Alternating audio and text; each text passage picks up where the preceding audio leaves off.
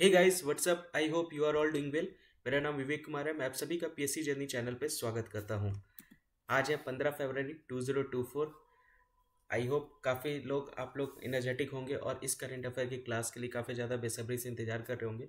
ये current affair की classes regular basis पे सुबह 8 बजे आती है। कोशिश करता हूँ ये 8 बजे आपका डेली बेसिस पे ये क्लासेस आपकी डिलीवर हो जाए और उसी को लेकर के मेरे तरफ से ये सारे एफर्ट्स आप लोगों के लिए दिए जा रहे हैं। मैं चाहता हूँ हर एक न्यूज़ को बहुत बारीकी से आप लोग पढ़ें, हर एक न्यूज़ को बहुत बारीकी से आप लोग समझें और इसका नोट्स बनाते हुए चलिएगा। रात वाली क्लास का भी आप लोग नोट्स बनाते हुए चलिएगा। उस क्लास के बाद आपको मेंस आंसर राइटिंग के लिए क्वेश्चंस मैं आपको प्रोवाइड करता हूँ, तो वो आंसर राइटिंग को भी आप लिखने का कोशिश कीजिएगा ताकि एक तरह से आपका एक तरह से प्रैक्टिस होता हुआ चले, स्पीड मेंटेन होता हुआ चले और नोट्स को बहुत बारीकी से हर वीकली बेसिस पे रिवाइज करते हुए चलिएगा। जो भी आप पूरे वीक में करंट अफेयर पढ़ते हैं तो ऑन अ वीकली नोट आप उसको रिवाइज करते हुए चलिएगा कि इस वीक में आपने क्या कौन कौन से न्यूज़ कवर किए हैं। वो सारे न्यूज़ को बहुत अच्छे से रिवाइज कीजिएगा ताकि वो आपको लंबे समय तक याद रह सके। आइए स्टार्ट करते हैं बिना किसी देरी के। आज का पहला न्यूज़ है आपके सामने, ये रहा। ये क्या देखने से आपको लग रहा है? ये मैं आपको बता दूं, ये एक ट्रेन है, लग्जरी ट्रेन है, महाराजा ट्रेन जिसको कहते हैं, उसी से रिलेटेड ये न्यूज़ है। 42 साल से ये ट्रेन का जो रूट है वो आपको कॉमन देखने को मिलता था, लेकिन अब ये ट्रेन का रूट यहाँ पे चेंज हुआ है क्योंकि बहुत सारे नए टूरिस्ट स्पॉट जो हैं टूरिज्म सेक्टर्स में आप देख सकते हैं, नए जो टूरिस्ट प्लेसेस यहाँ पे आप देख सकते हैं जो ऐड हुए हैं, जिसके वजह से इसका जो प्लेसेस था वो आपका चेंज हुआ है। लास्ट 42 साल में ये पहली बार आपको देखने को मिलेगा। जो लग्जरी ट्रेन है, जो पैलेस ऑन व्हील जिनको कहते हैं, उनका रूट यहाँ पे आफ्टर 42 साल के बाद यहाँ पे रूट यहाँ पे बदला गया है। देख सकते हैं यहाँ पे कौन कौन से रूट यहाँ पे आपको ऐड किए गए हैं। तो यहाँ पे अयोध्या देख सकते हैं, काशी देख सकते हैं, बनारस देख सकते हैं। ये जो रूट हैं इसमें धार्मिक यात्राएं कराने के लिए अपना मार्ग जो है वो आपकी इस ट्रेन के द्वारा बदली जाएगी। 1982 में इसको लॉन्च किया गया था और ये लॉन्च किया गया था राजस्थान पर्यटन विकास निगम के सहयोग से। इसको यहाँ पे लॉन्च किया गया था। और पैलेस ऑन व्हील जो है पारंपरिक रूप से बेसिकली कौन कौन सा प्लेस कवर करती थी, ये पहले जो कवर करती थी वो जयपुर कवर करती थी, जैसलमेर कवर करती थी, जोधपुर कवर करती थी, उदयपुर, रणथंभौर राष्ट्रीय उद्यान और आगरा जैसे गंतव्य को कवर करती थी। लेकिन अब इसका रूट बदल करके अयोध्या, काशी और बनारस भी आप देख सकते हैं। इस बार से ये आपका इन रूटों पे भी ये जो ट्रेन है वो आपकी दौड़ेगी। ये ट्रेन जो है ये बेसिकली ट्रैक पर यहाँ पे एक महीने में 2 बार यहाँ पे दौड़ती है और 2 बार यहाँ पे पैसेंजरों को कवर करके चलती है। और ये ट्रेन का जो प्राइसेस है आप लोग थोड़ा सा सर्च कीजिएगा, बहुत ज़्यादा प्राइस आप देख सकते हैं, लाखों लाखों में प्राइस होते हैं इस ट्रेन की। तो एक टूरिस्ट वाला ये आपका बेसिकली प्राइस है, तो इसको थोड़ा सा आप ध्यान रख सकते हैं। बताइएगा ये महाराजा जो एक्सप्रेस है उसका प्राइस क्या है, हर क्लास का मुझे बताइएगा। एग्जीक्यूटिव क्लास का हो गया, डिलक्स क्लास का हो गया, प्रेसिडेंशियल सूट का हो गया। देखते हैं आप लोग सर्च करके क्या बता पाते हैं, क्या आप सर्च करते हैं और किसका प्राइस देखते हैं कितने लोग बताते हैं। कमेंट सेक्शन में मुझे आप लोगों से आंसर चाहिए, ठीक है। तो पहला क्वेश्चन आप लोगों को मैंने बता दिया, प्राइस आपको बताना है इन ट्रेनों का। जो लग्जरी ट्रेन है उसका अनुमान लगा करके आप मुझे प्राइस बताइएगा कि ये प्राइस कितना है, ठीक है। पहला क्वेश्चन, आगे बढ़ते हैं। अगला यहाँ पे न्यूज़ देख सकते हैं, ये डिफेंस मिनिस्टर्स को लेकर के है। इन्होंने यहाँ पे साइन किया है कॉन्ट्रैक्ट, एमओयू साइन किया है 2269 रुपए का। यहाँ पे इनके द्वारा एमओयू साइन किया गया है। किसके लिए? 11 शक्ति ईडब्ल्यू सिस्टम के लिए। कितना कॉन्ट्रैक्ट यहाँ पे साइन किया गया है? 2269 का यहाँ पे कॉन्ट्रैक्ट यहाँ पे साइन किया गया है। और इनमें यहाँ पे जो हस्ताक्षर किए गए हैं ये 11 शक्ति ईडब्ल्यू सिस्टम के लिए साइन किए गए हैं। ये है क्या? ये बेसिकली एक तरह से क्या है, ये उत्सर्जन को सटीकता से रोकने और घने विद्युत चुंबकीय वातावरण में जवाबी उपायों लागू करने में ये बेसिकली सक्षम होता है।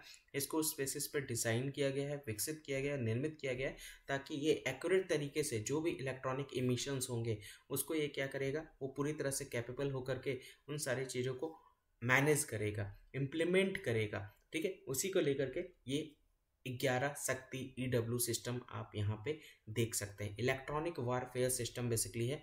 11 इलेक्ट्रॉनिक वारफेयर सिस्टम आपको यहाँ पे देखने को मिलेगा जो नेवी के लिए बेसिकली ये होता है। और ज़रूरत पड़ने पर जब भी ये पहले से ही एआई का यूज़ करके, आर्टिफिशियल इंटेलिजेंस का यूज़ करके वो दुश्मनों का डिटेक्ट करने में काफ़ी ज़्यादा हेल्पफुल साबित होगा, ठीक है। तो ये ध्यान में रख सकते हैं। इसके बाद की अगर मैं बात करूँ, यहाँ पे पूर्व जो आंध्र प्रदेश के मुख्यमंत्री थे उनके द्वारा यहाँ पे एक बुक लॉन्च किया गया। इस बुक का नाम है महास्वप्नी कुडू। महास्वप्नी कुडू का मतलब क्या होता है? इसका मतलब होता है एक महान दूरदर्शी। क्या होता है इसका मतलब? इसका मतलब होता है एक महान दूरदर्शी। यहाँ पे आंध्र प्रदेश के पूर्व मुख्यमंत्री के द्वारा चंद्रबाबू नायडू का यहाँ पे बुक लॉन्च किया गया है इनके द्वारा। और इसके जो ऑथर हैं, इसके जो लेखक हैं, वो कौन है? वो पी विक्रम आप यहाँ पे देख सकते हैं, जो इसके लेखक हैं। और इनके द्वारा, किनके द्वारा यहाँ पे आप देख सकते हैं, यहाँ पे NRI कोडरी वेंकट द्वारा इसको जारी किया गया है। तो ये थोड़ा सा ध्यान रखिएगा। तो बुक्स एंड ऑथर से रिलेटेड भी क्वेश्चंस आते हैं, तो ये वाला टॉपिक को भी लाइटली मत लीजिएगा, बहुत अच्छे से समझिएगा कौन कौन से बुक्स लॉन्च की जा रही है, किसके द्वारा लॉन्च की जा रही है, और उसके लेखक कौन है, ऑथर कौन है, वो ध्यान रखते हुए चलिएगा। ठीक है, तो ये थोड़ा सा इम्पोर्टेंट है, इसको थोड़ा सा ध्यान से समझिएगा। तो प्रतिष्ठित कार्यकाल का सम्मान करते हुए भारत के राजनीतिक संवाद में एक महत्वपूर्ण क्षण का ये प्रतीक है। एक महान दूरदर्शी जो है एक सिग्निफिकेंट मोमेंट को दर्शाता है कि इंडिया में एक पॉलिटिकल जो कॉन्सेप्ट है वो किस तरह से यहाँ पे भिन्न है, उसी के बारे में यहाँ पे बतलाता है। इसमें नायडू के एक्स्ट्राऑर्डिनरी ट्रेजेक्ट्री के बारे में बताया गया है और किस तरह से उनका भारत के जो राजनीति है उसमें योगदान जो किस तरह से उन्होंने दिया है, उसके ऊपर ये पूरी तरह से प्रकाश डालता है। तो ये थोड़ा सा ध्यान रखिएगा। महास्वप्नी कुडू के बारे में बात कही जा रही है, यानी एक ग्रेट विजनरी की बात कही जा रही है। ये बुक जो है उसी से संबंधित है। ठीक है, क्लियर, समझ में आ गया किसके द्वारा लॉन्च किया गया? पूर्व जो मुख्यमंत्री थे आंध्र प्रदेश के चंद्रबाबू नायडू, उन्हीं के द्वारा ये बेसिकली लॉन्च किया गया है। अगला न्यूज़ यहाँ पे देख सकते हैं, इंटरनेशनल इंक्लूजन एलियंस कॉन्फ्रेंशन जो है ये बेसिकली 15 फरवरी को इसको यहाँ पे सेलिब्रेट किया गया है। कहाँ पे? स्टेन ऑडिटोरियम में। कहाँ है? इंडिया हैबिटेट सेंटर में, न्यू दिल्ली में। यहाँ पे ये बेसिकली इसको आयोजन किया गया। इस सम्मेलन का यहाँ पे आयोजन किया गया गठबंधन का, अंतर्राष्ट्रीय समावेशन गठबंधन सम्मेलन यहाँ पे आप देख सकते हैं।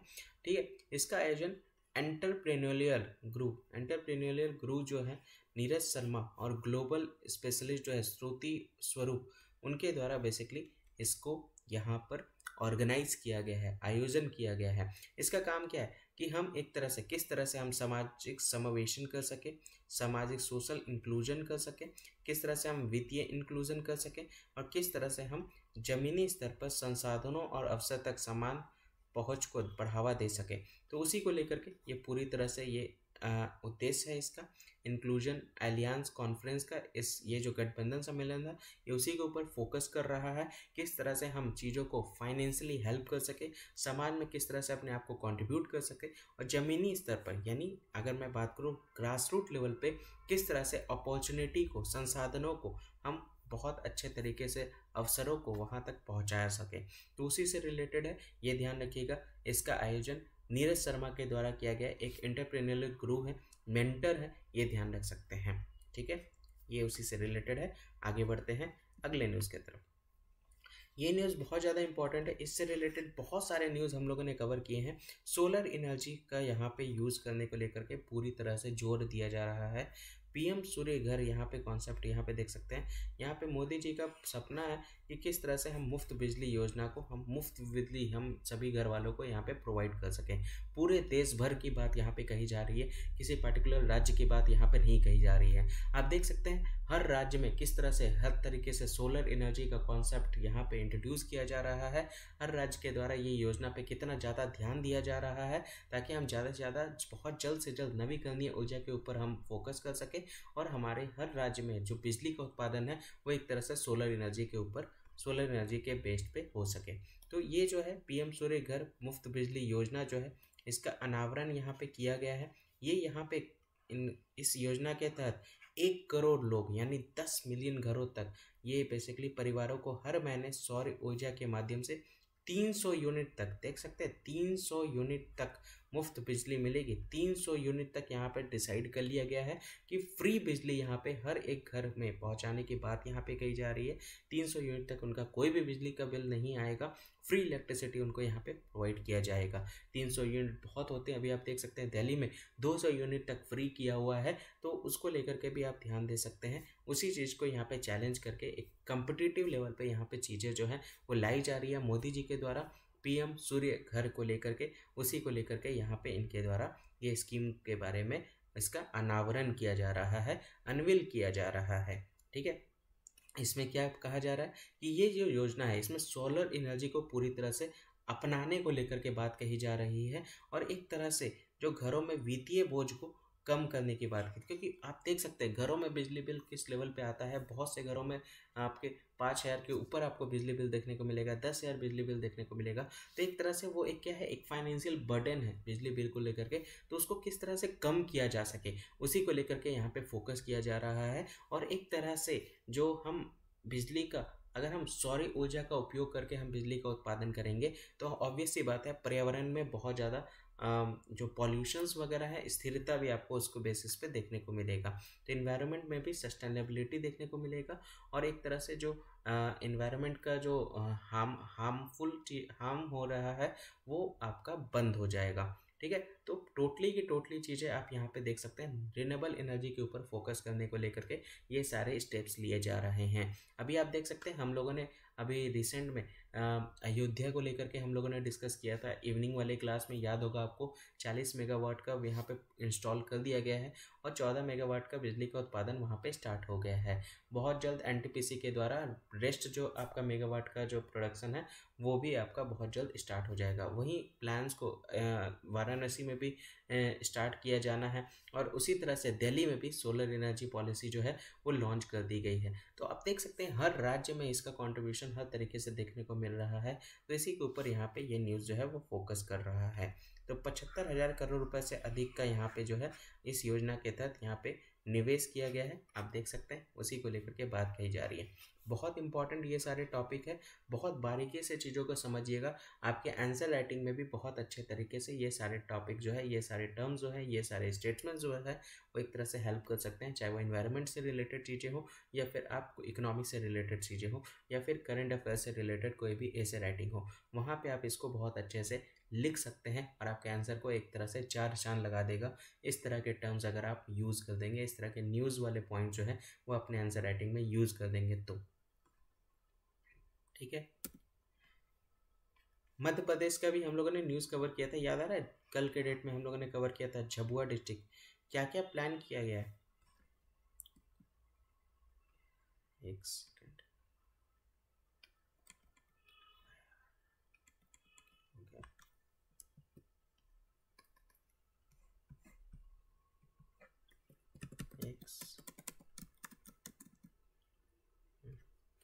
तो याद होगा आपको, चलिए मुझे बताइएगा।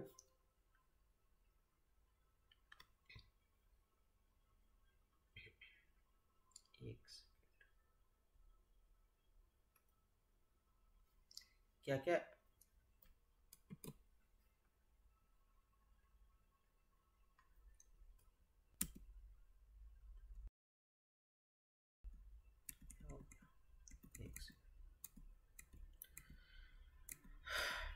कल हम लोगों ने जो न्यूज़ कवर किया था मध्य प्रदेश का, वो मुझे बताइएगा कि कल हम लोगों ने क्या डिस्कस किया था। ठीक है, कमेंट सेक्शन में बताइएगा। हम लोगों ने जो डिस्कस किया था वो डिस्कस किया था झाबुआ डिस्ट्रिक्ट के बारे में।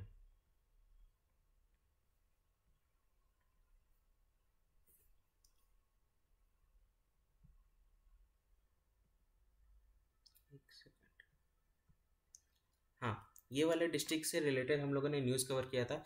इसको मुझे बताइएगा कि हम लोगों ने क्या डिस्कस किया था। मध्य प्रदेश की बात करें तो यहाँ पे इसका कैपिटल भोपाल है। टोटल 55 डिस्ट्रिक्ट आप देख सकते हैं। सेंट्रल इंडिया का पोर्शन आप यहाँ पे देख सकते हैं, इंडिया के एकदम बीचों बीच ये वाला राज्य है। यहाँ की जो स्टेट बर्ड है वो फ्लाई कैचर कहती है, राज्य जो पक्षी है। राज्य फूल की बात करें तो लिली है, सफ़ेद लिली। इसका फॉर्मेशन 26 जनवरी 1950 को हुआ था। मध्य प्रदेश हाईकोर्ट देख सकते हैं। राजस्थान यहाँ पे बॉर्डर, राजस्थान के साथ बॉर्डर शेयर कर रहा है, उत्तर प्रदेश के साथ शेयर कर रहा है, गुजरात के साथ, महाराष्ट्र के साथ, छत्तीसगढ़ के साथ ये अपना बाउंड्री को शेयर कर रहा है। यहाँ पे पूरी जो ये 10th सेंचुरी में यहाँ पे आप देख सकते हैं हिंदू और जैन टेम्पल खजुराहो का बहुत ज़्यादा फेमस है। ठीक है, तो ये थोड़ा सा ध्यान रखिएगा। ग्वालियर आप यहाँ पे देख सकते हैं, कैपिटल भोपाल यहाँ पे है। ठीक है, तो ये सारी चीज़ें थोड़ा सा ध्यान रखिएगा। अगला न्यूज़ जो है वो तेलंगाना से रिलेटेड है।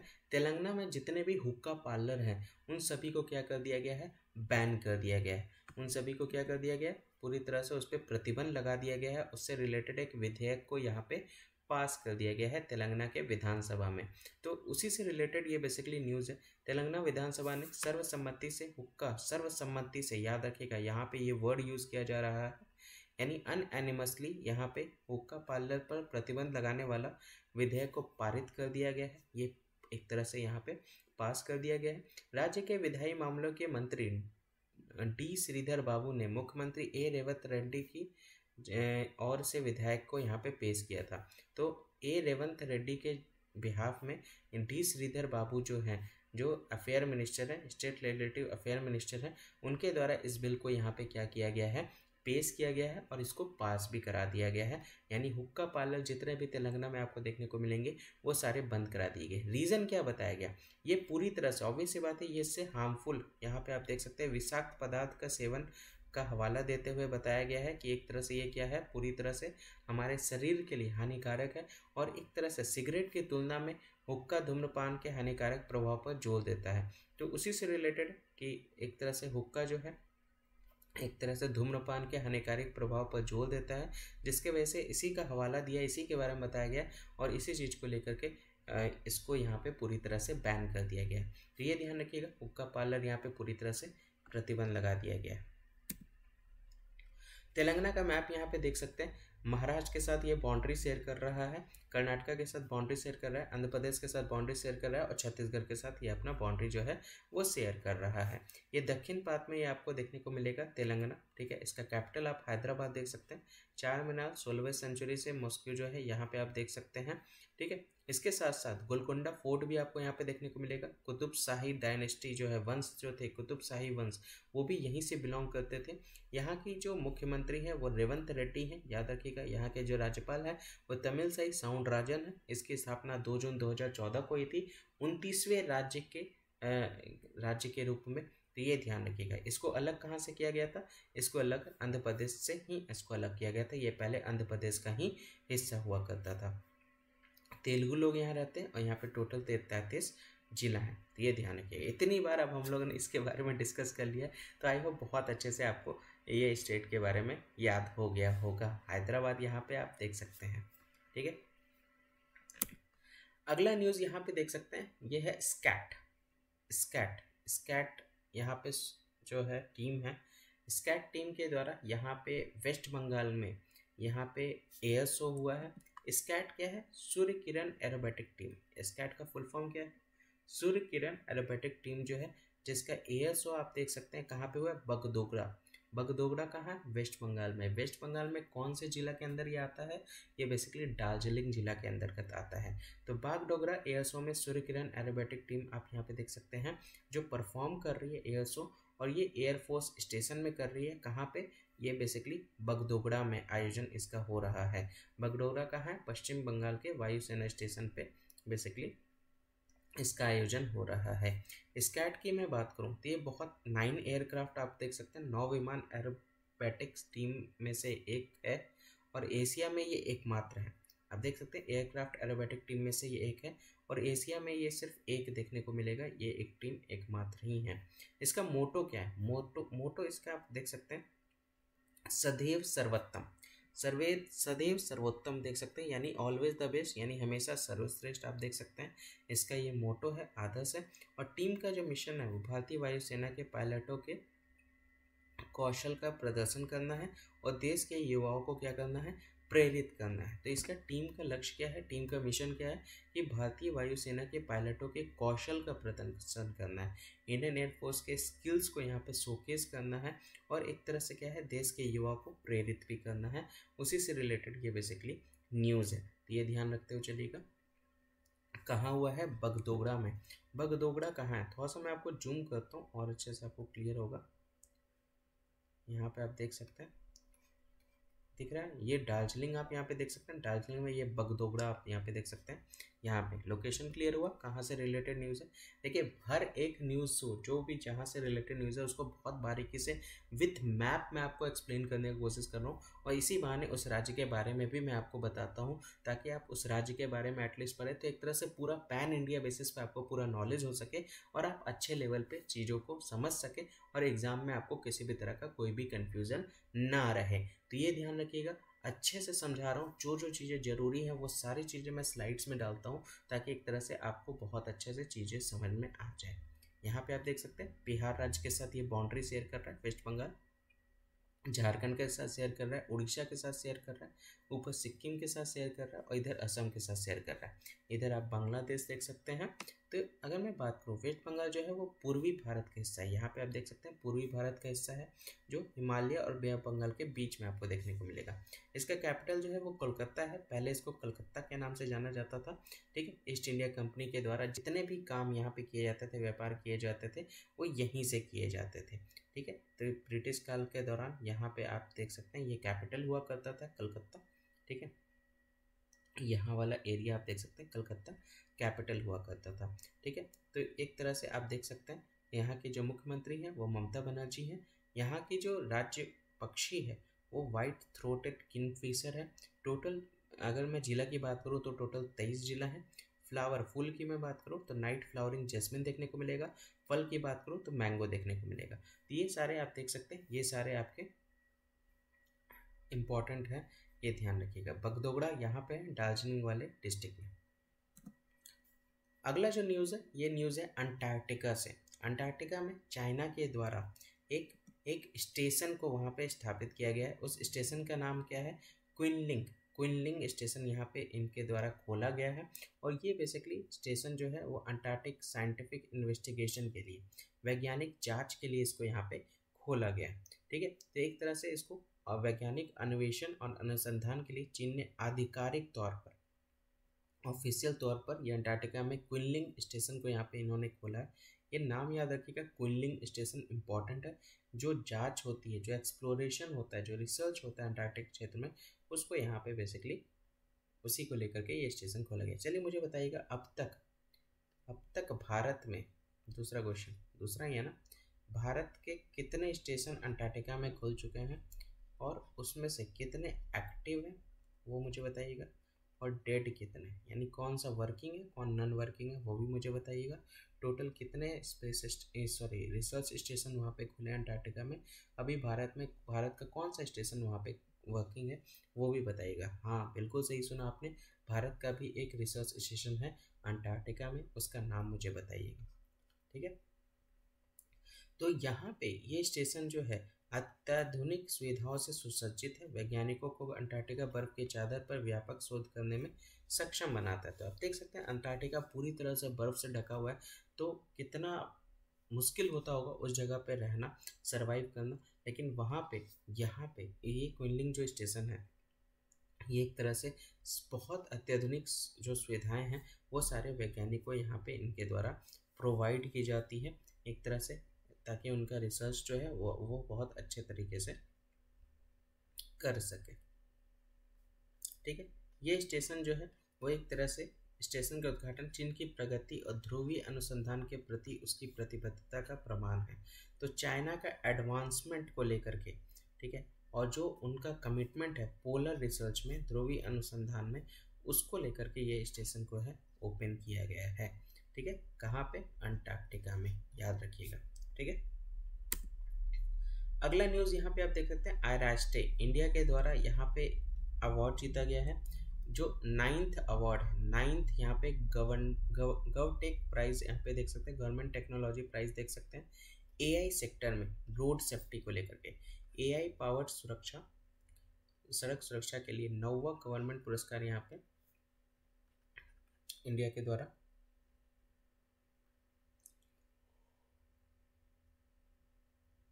जीता गया है। तो ये ध्यान रख सकते हैं, ये बेसिकली यहाँ पे इंडिया की तरफ से हर तरह से संभव प्रयास किया जा रहा है ताकि रोड के जो एक्सीडेंट है उसको कम से कम किया जा सके, मिनिमाइज किया जा सके, ख़त्म किया जा सके, वो ध्यान में रख सकते हैं। तो यहाँ पे उसी को लेकर के न्यूज़ है। तो वर्ल्ड गवर्नमेंट समिट 2024 में यहाँ पे आर्टिफिशियल इंटेलिजेंस संचालित सरकारी सेवाओं से अपने अग्रणी प्रयासों के लिए प्रतिष्ठित 9वां गवर्नमेंट पुरस्कार यहाँ पे हासिल किया गया है। कौन हासिल किया है? आई रास्ते, ये ध्यान रखिएगा, ठीक है। तो ये जो अवार्ड है, ये पुरस्कार भारत सरकार के सड़क परिवहन, एक तरह से क्या करता है, जो उनके तरफ से एफर्ट लगाया जाता है सड़क परिवहन को लेकर के, और राजमार्ग मंत्रालय के उल्लेखनीय प्रयासों को ये क्या करता है, मान्यता देता है। इसका लक्ष्य क्या है? पूरी तरह से सड़क सुरक्षा को लेकर के इंजीनियरिंग में फोर्स मल्टीप्लायर के रूप में एआई का लाभ उठा करके सड़क सुरक्षा की फिर से कल्पना करना है। तो उसी को लेकर के पूरा फोकस किया जा रहा है कि किस तरह से जो सड़क में किसी भी तरह का कोई भी दुर्घटना ना हो, उसको मिनिमाइज करने की लेकर के बात कही जा रही है।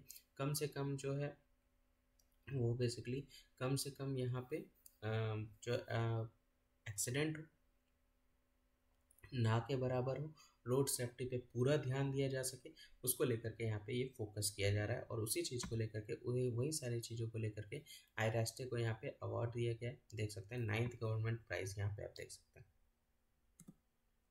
अगला न्यूज़ जो है वो उड़ीसा का है। नवीन पटनायक जी के द्वारा यूथ को इंटरेस्ट फ्री लोन प्रोवाइड करने को लेकर के ये न्यूज़ आप देख सकते हैं। तो यहाँ पे आप देख सकते हैं ब्याज मुक्त ऋण यहाँ पे देगा उड़ीसा सरकार युवाओं को।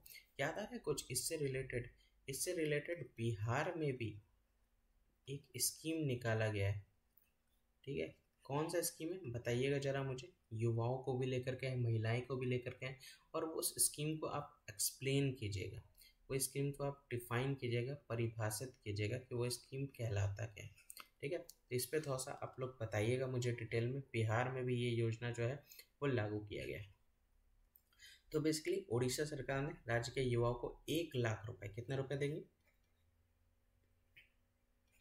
1 लाख रुपए देंगे, जो 18 से 35 साल की उम्र के बीच में है। और वो इस स्कीम का नाम जो है वो स्वयं है, ठीक है। तो स्वयं नामक योजना यहाँ पे 18 से 35 वर्ष के आयु के वर्ग के 1 लाख पात्र ग्रामीण और शहरी युवाओं को यहाँ पे क्या किया जाएगा, ऋण प्रदान किया जाएगा। ये जो स्कीम है ये पूरी तरह से 2 साल तक चालू रहेगी कहा जा रहा है। और इसमें जो खर्च जो आएंगे वो 672 करोड़ रुपए के खर्च किए जाएंगे। तो यहाँ पे आप देख सकते हैं, तो 2 साल तक ये चालू रहेगा। 672 करोड़ रुपए यहाँ पे सरकार की तरफ से यहाँ पे खर्च किए जाएंगे। और यहाँ पे 1 लाख तक का लोन जो है 18 से 35 वर्ष के युवाओं के लिए ये इनको प्रदान किया जाएगा, ठीक है। और ये ध्यान रखिएगा, इसमें किसी भी तरह का कोई भी ब्याज नहीं देना पड़ेगा सरकार को वापस, ठीक है। उड़ीसा की बात करें तो उड़ीसा यहाँ पे वेस्ट बंगाल को टच कर रहा है, झारखंड को टच कर रहा है, छत्तीसगढ़ को टच कर रहा है, ठीक है। इसके साथ साथ आंध्र प्रदेश को टच कर रहा है। इसका कैपिटल आप यहाँ पे देख सकते हैं भुवनेश्वर। कल मैंने एक क्वेश्चन भी पूछा था, यहाँ पे मिसाइल टेस्ट सेंटर कहाँ पे है, तो मिसाइल टेस्ट सेंटर जो है वो चांदीपुर में है, चांदीपुर में। किसी का भी आंसर सही नहीं आया, आंसर दिया कीजिए। देखिए जितने भी लोग वीडियो देख रहे हैं, चीज़ें मुझे कैसे समझ में आएगी जब तक आप आंसर नहीं देंगे। मेरे द्वारा इतने सारे क्वेश्चंस पूछे जा रहे हैं, लेकिन आंसर जो आता है वो कुछ लोगों का ही आता है। जैसे कल के डेट में अगर मैं बात करूँ, देखिए कुछ लोग ही आंसर देते हैं, ऐसा नहीं होना चाहिए। मैं चाहता हूँ कि सभी लोग आंसर करें और सभी लोग इसमें बढ़ चढ़ करके भाग लें। जो क्वेश्चंस यहाँ पे मेरे द्वारा दिए गए थे, अगर मैं बात करूँ कल के क्लास को लेकर के, तो पूजा के द्वारा आंसर आ रहे हैं, सिमरन के द्वारा आंसर आ रहे हैं, ठीक है। गिने चुने लोगों के द्वारा ही आंसर आते हैं। मैं चाहता हूँ सभी लोगों के द्वारा आंसर है और सभी लोग बढ़ चढ़ करके भाग ले इसके आंसर्स में लेकर के, ठीक है, ताकि वो सभी लोग आंसर दे सके अच्छे से। फिर शुभ सिंह के द्वारा आंसर आया, जीतू के द्वारा आंसर आया, ठीक है। उसके पहले वाले क्लास की अगर मैं बात करूँ तो सिमरन का आंसर आया। तो ये लोग आंसर कर रहे हैं, मैं चाहता हूँ सभी लोग आंसर करें और सभी लोग बढ़ चढ़ करके भाग लें। जितने भी क्वेश्चंस आपसे पूछा जा रहा है उसको बहुत अच्छे से एक्सप्लेन कीजिए। इसका कैपिटल भुवनेश्वर है। यहाँ के मुख्यमंत्री नवीन पटनायक है। यहाँ की जो राष्ट्रीय पक्षी है वो इंडियन रोलर है। टोटल 30 यहाँ पे डिस्ट्रिक्ट है। अशोका यहाँ पे स्टेट फूल है और यहाँ उड़ीसा है, एक बार देख सकते हैं, ठीक है। तो यहाँ पे पूरी देखने को मिलेगा। 2 नेशनल पार्क है, कितनी बार बता रखा है, हर क्लास में बताता हूँ। 2 नेशनल पार्क कौन से हैं जरा मुझे बताइएगा। राष्ट्रीय उद्यान यहाँ पे कौन से हैं बताइएगा मुझे, उड़ीसा में। अगला जो न्यूज़ है आप यहाँ पे देख सकते हैं, एस्टोनिया की पीएम को यहाँ से पीएम से नाराज हुए हैं पुतिन और एक तरह से वांटेड कैटेगरी में डाल दिए, इनको वांटेड कैटेगरी में डाल दिए। इनका नाम क्या है, कल्लास, ठीक है, इनका नाम क्या है, कल्लास, काजा कल्लास, ठीक है। तो रसिया के द्वारा एस्टोनिया के जो प्राइम मिनिस्टर हैं काजा कल्लास, इनको वांटेड घोषित कर दिया गया है, ठीक है। वांटेड घोषित क्यों, क्योंकि इनकी गलती ये थी, क्योंकि ये अभी आप देख सकते हैं 2011 से जो डिस्टर्बेंस चल रहा है यूक्रेन और रूस के बीच में। अब इनकी गलती ये थी कि इन्होंने यूक्रेन का सपोर्ट कर दिया, हर तरह से उनको सारे जो वेपन्स थे वो इनके द्वारा प्रोवाइड कर दिए गए हैं, हर तरह से इनको सपोर्ट किया जा रहा है यूक्रेन को लेकर के। और वही चीज़ को लेकर के यहाँ पे रसिया जो है वो नाराज़ हो गया और इसने एक तरह से वांटेड कर दिया है काजा कल्लास जी को, जो एस्टोनिया के प्रधानमंत्री हैं। उन्होंने बिना कोई चार्ज बताए हुए, बिना किसी भी चीज़ का, बिना आरोपों को निर्दिष्ट किए बिना ही, कोई भी आरोप बिना लगाए ही डायरेक्ट उनको क्या कर दिया है, यहाँ पे वांटेड कैटेगरी में डाल दिया है। तो ये कल्लास जो है वो एक तरह से कौन है, ये मुख्य समर्थक रही हैं, यानी वोकल सपोर्टर आप देख सकते हैं यूक्रेन का रही हैं। यूक्रेन का किसका रही है वोकल सपोर्टर, यूक्रेन का रही, हमेशा यूक्रेन के सपोर्ट में ही इनके द्वारा स्टेप्स लिए जाते थे। उन्होंने रूस के खिलाफ सैन्य सहायता और प्रतिबंधों में वृद्धि पर जोर दे दिया है। एक तरह से रसिया के अगेंस्ट में जो मिलिट्री असिस्टेंस है उसको बढ़ा दिया गया है, सैंक्शन जो है वो भी बढ़ा दिए गए हैं, जिसके वजह से रसिया जो है वो नाराज हो गया एस्टोनिया से और एस्टोनिया के प्रधानमंत्री काजा कल्लास को वांटेड घोषित कर दिया है। तो एक तरह से काजा के द्वारा जो एफर्ट्स लगाए जा रहे हैं जो यूक्रेन के सपोर्ट में, उसी को लेकर के ये रिप्लाई के रूप में, रिस्पांस के रूप में एक कार्रवाई रसिया के द्वारा की गई है, ताकि सैनिकों के स्मारकों को हटाने के कैलाश के प्रयासों की प्रतिक्रिया भी रही है, ठीक है। तो ये ध्यान रखिएगा, वर्ल्ड वॉर 2 के जितने भी सोल्जर्स हैं एस्टोनिया में जिनका स्मारक बना हुआ है, उसको हटाने के प्रयासों को की प्रतिक्रिया भी आपको रसिया के थ्रू ये एक्शंस के रूप में देख सकते हैं। एस्टोनिया कहाँ, एस्टोनिया आप देख सकते हैं ये लाटविया कंट्री के साथ बॉर्डर शेयर कर रहा है और इधर रूस के साथ शेयर कर रहा है, ठीक है। देखते हैं कितने लोग बता पाते हैं, मुझे बताइएगा एशिया और यूरोप को कौन अलग करता है, किसके द्वारा अलग है, यानी दोनों सेपरेट जो है वो कैसे सेपरेट है वो मुझे बताइएगा। ऊपर फिनलैंड आप देख सकते हैं, गल्फ ऑफ फिनलैंड देखने को मिलेगा, बाल्टिक सी हम लोगों ने कवर किया था, गल्फ ऑफ रीगा आप यहाँ पे देख सकते हैं, लेक पेरकस देख सकते हैं, और एस्टोनिया का जो कैपिटल है वो आपका यहाँ पे है तैलिन, ठीक है। यहाँ लैंग्वेज जो है वो एस्टोनियन बोला जाता है, पार्लियामेंट्री सिस्टम है, यूनिटरी सिस्टम देखने को मिलेगा। काजा कल्लास यहाँ के मुख्यमंत्री हैं और यहाँ 13 लाख लोग यहाँ रहते हैं। प्रेसिडेंट जो है वो अल्लाह कारिस है, ठीक है। तो ये ध्यान रखिएगा, छोटा देश है, ध्यान रख सकते हैं। अगला जो न्यूज़ है वो आपका बेसिकली न्यूज़ है अयोध्या से रिलेटेड, जो हम लोगों ने कल इवनिंग में डिस्कस किया था ना, जो 8 बजे वाली क्लास में, उसी से रिलेटेड न्यूज़ है। जो एनटीपीसी के द्वारा अभी 14 मेगावाट का यूनिट का अयोध्या में सोलर प्रोजेक्ट को चालू कर दिया गया है। टोटल कितना इंस्टॉल किया गया है, 40 मेगावाट कैपेसिटी का यहाँ पे इंस्टॉल कर दिया गया है, जिसमें से 14 मेगावाट को चालू कर दिया गया है एनटीपीसी के द्वारा, ठीक है। कहाँ पे, ये basically Ayodhya solar photovoltaic project में ये यहाँ पे लॉन्च कर दिया गया। ये प्रोजेक्ट जो है एक तरह से क्या है, उत्तर प्रदेश के अयोध्या में एनटीपीसी ग्रीन एनर्जी लिमिटेड द्वारा विकसित की जा रही है। किसके द्वारा, ग्रीन एनर्जी लिमिटेड द्वारा बेसिकली इसको डेवलप किया गया है और 40 मेगावाट की बड़ी सौर परियोजना का भी हिस्सा ये है, ठीक है। इसके कमीशनिंग के साथ टोटल इंस्टॉल्ड और कमर्शियल कैपेसिटी कितना हो जाएगा, एनटीपीसी समूह की कुल स्थापित और वाणिज्यिक क्षमता अब कितनी हो जाएगी, वो 73,888 मेगावाट यहाँ पे आप देख सकते हैं ये हो जाएगी। तो थोड़ा सा आप ध्यान दे सकते हैं, ये सारा का सारा प्रोजेक्ट जो है, सारा का सारा जो स्टेप्स लिए जा रहे हैं, ये सारे आपके सोलर एनर्जी को पूरी तरह से कमीशन करने को लेकर के किए जा रहे हैं, ताकि पूरा शहर जो है वो सोलर एनर्जी के ऊपर आपका वर्क कर सके, अगला न्यूज़ यहाँ पे तमिलनाडु से रिलेटेड है। कल भी आपको एक क्वेश्चन कराया था मैं, तमिलनाडु से रिलेटेड क्या था, ट्रांसजेंडर जो टीटी बनी है रिसेंट में। चलिए उनका नाम बता दीजिए, देखते कितने लोग को याद है। यहाँ पे आप देख सकते हैं 23 साल की यहाँ पे लड़की है जो बेसिकली यहाँ पे जज यहाँ पे बनी है, सिविल जज के रूप में यहाँ पे नियुक्त हुई है। कहाँ पे? तमिलनाडु में। कितने साल की है? 23 साल की है और एक ट्राइबल है, आदिवासी महिला है। तो उसी से रिलेटेड याद रखिएगा, इनका नाम जो है वो श्रीपति है। श्रीपति यहाँ पे आप देख सकते हैं एक आदिवासी महिला है जो बेसिकली अभी आज के दिन में ये सिविल जज यहाँ पे बन गई है। यहाँ पे बच्चे को जन्म देने के 2 दिन बाद परीक्षा देकर ये आई थी, 2 दिन बाद देकर सिविल जज यहाँ पे बन गई है। यहाँ पे इनके द्वारा 200 किलोमीटर यहाँ पे ट्रैवल किया गया है। उन्होंने अपने दृढ़ संकल्प का प्रदर्शन करते हुए परीक्षा देने के लिए 200 किलोमीटर से अधिक की यात्रा की थी। इन्होंने 200 किलोमीटर से अधिक की यात्रा ट्रेवल की थी। इनकी उपलब्धि क्या है? सामाजिक न्याय के प्रतीक और आदिवासी समुदाय को समर्थन देने वाली तमिलनाडु सरकार की नीतियों को सफलता के रूप में मनाया जा रहा है।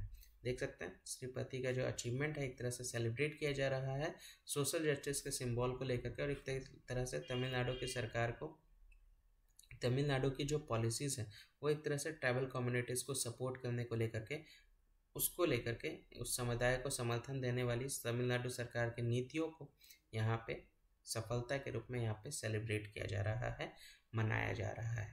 ठीक है, तो एक तरह से सपोर्ट किया जा रहा है तमिलनाडु सरकार के द्वारा ट्राइबल कम्युनिटीज़ को।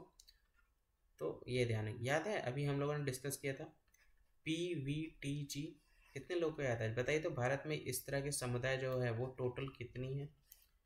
सबसे ज़्यादा PVTG जो है वो किस राज्य में है ये भी मुझे बताइएगा। ये 5वां नंबर क्वेश्चन। ठीक है, 5वां नंबर क्वेश्चन बताइएगा। अगला न्यूज़ यहाँ पे देख सकते हैं, जो ग्रामीण क्षेत्र में वाईफाई को प्रोवाइड करने को लेकर के यहाँ पे ये योजना है स्वामी स्मार्ट ग्राम पंचायत। यहाँ पे देख सकते हैं, यानी ग्राम पंचायत को अब क्या किया जा रहा है? स्मार्ट बनाया जा रहा है। तो एक तरह से एक क्रांति लाने की बात हो गई है। ग्रामीण भारत में डिजिटलीकरण यहाँ पे किया जा रहा है, डिजिटलाइजेशन यहाँ पे किया जा रहा है। तो एक तरह से क्रांति लाने को लेकर के ये बहुत बड़ा स्टेप्स यहाँ पे ग्रामीण क्षेत्र के लिए, और एक बहुत पॉजिटिव वे में अच्छा स्टेप यहाँ पे लिया जा रहा है। तो यहाँ पे जो पंचायती राज मंत्रालय है और जो ग्रामीण डेवलपमेंट मिनिस्टर है, ग्रामीण विकास मंत्रालय, उनके द्वारा ये एक प्रोजेक्ट को लॉन्च किया गया है जिसका नाम है स्मार्ट ग्राम पंचायत। ठीक है, इसके तहत PM वानी स्कीम की जो सर्विसेज हैं इसकी शुरुआत यहाँ पे की गई है। PM वानी सेवाओं का यहाँ पे विस्तार यहाँ पे किया गया है। कहाँ पे बात कही जा रही है? तो ये बेगूसराय डिस्ट्रिक्ट में बात कही जा रही है। ठीक है, बेगूसराय डिस्ट्रिक्ट जो कि कहाँ पे है? जो बिहार में है, उससे रिलेटेड वहाँ पे इसको यहाँ पे डेवलप किया जा रहा है। और ये पहला डिस्ट्रिक्ट होगा, ध्यान रखिएगा, पूरे राज्य में ये पहला डिस्ट्रिक्ट होगा जो वाईफाई यहाँ पे इसको प्रोवाइड किया जाएगा सभी ग्राम पंचायतों में। ठीक है, वाईफाई प्रदान करने वाला राज्य यहाँ पे पहला जिला बन गया है। इसका एम क्या है? इसका एम, ये सारे स्टेप्स क्यों लिए जा रहे हैं? ताकि जो बेसिकली अगर हम लोग बात करें कि जो ग्रामीण समुदाय के लोग हैं उनको यहाँ पे क्या किया जा सके, सशक्त बनाने को लेकर के टेक्नोलॉजी के माध्यम से। ठीक है, टेक्नोलॉजी के माध्यम से। फिर अगर हम लोग बात करें वुमेन सेल्फ हेल्प ग्रुप के माध्यम से। ठीक है, परियोजना का उद्देश्य महिला स्वयं सहायता समूह हो गए, किसान हो गए और छात्रों सहित ग्रामीण समुदाय को प्रौद्योगिकी के माध्यम से सशक्त बनाना है। तो उसी को लेकर के यहाँ पे फोकस किया जा रहा है, ये मुझे बता दीजिएगा। ठीक है, सेल्फ हेल्प ग्रुप कौन से ग्रुप होते हैं इसको थोड़ा सा डिफाइन कीजिए। ठीक है, ये ग्रुप कौन सी होती है इसको आपको थोड़ा सा एक बार और आपको बता चुका हूँ 3-4 दिन पहले। तो हर एक चीज़ को बहुत बारीकी से हम लोगों ने कवर कर रखा है, बस ये सारी चीज़ों को थोड़ा सा और अच्छे से समझने की ज़रूरत है ताकि आपको लंबे समय तक याद रह सके। ठीक है, अगला यहाँ पे जो न्यूज़ है वो हाइड्रोजन जो प्रोजेक्ट है उसको यहाँ पे इंस्टॉल किया गया कोचिन एयरपोर्ट पर। ठीक है, हाइड्रोजन यहाँ पे प्लांट जो है, यहाँ पे ग्रीन हाइड्रोजन प्लांट देख सकते हैं CIAL के द्वारा,